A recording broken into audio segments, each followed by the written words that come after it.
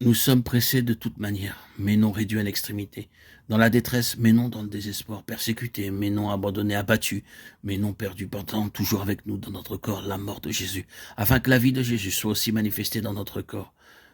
2 Corinthiens 4, 8 à 10. Portant toujours avec nous dans notre corps la mort de Jésus, ajoute Paul.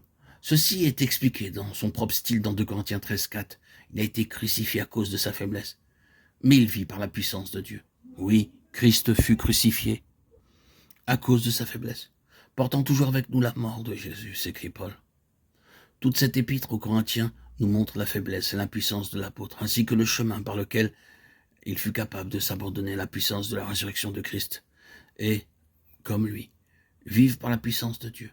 Non pas vivre une grande expérience, mais souvent tout juste un chemin de foi dans un Dieu fidèle, sans le besoin de se sentir fort, mais seulement de s'abandonner à la puissance de Christ, à chaque instant, pour le relever de sa faiblesse.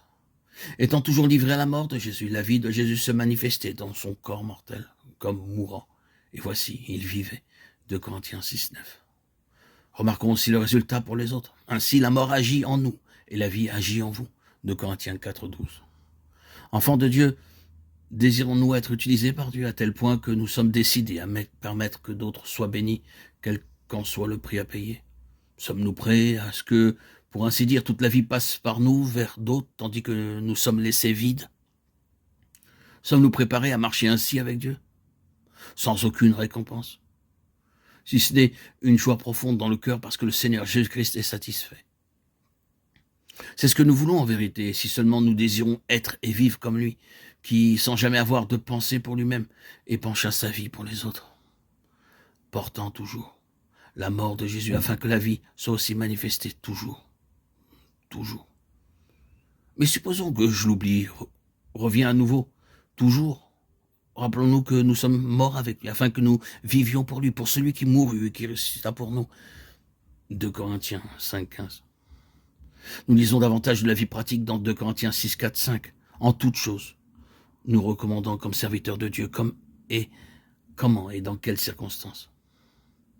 Par une grande patience dans les tribulations, dans les nécessités, dans les détresses, sous les coups, dans les prisons, dans les troubles, dans les travaux, dans les veilles et dans les jeûnes. Une grande patience dans les tribulations. Ceci est vraiment une force divine. Dans les nécessités, savoir manquer de ce qui nous semble absolument nécessaire. Nous pouvons nous passer du superflu, mais quant au nécessaire, comment le pouvons-nous? Dans les détresses, sous les coups, parfois les coups des langues. Dans les prisons, il nous tarde de partir en mission à l'étranger, mais nos amis nous disent non. Nous acceptons l'emprisonnement et disons oui, Seigneur, ferme tout ici aussi longtemps qu'il te plaira. La porte s'ouvrira à ton heure. Dans les troubles, on lit en marge de la version anglaise, dans les agitations, ça et là. Quand tout est tortueux, corrompu. Oh, connaître une grande patience dans les agitations. Dans les travaux, non capricieux. Dans l'éveil, ne renonçant jamais à une âme. Par la pureté, par la connaissance, connaissant Dieu. Et voici, nous vivons comme châtiés, non mis à mort, comme attristés, mais toujours joyeux. 2 Corinthiens 6, 8, 10. Quelle image de la vie céleste dans le vase de terre.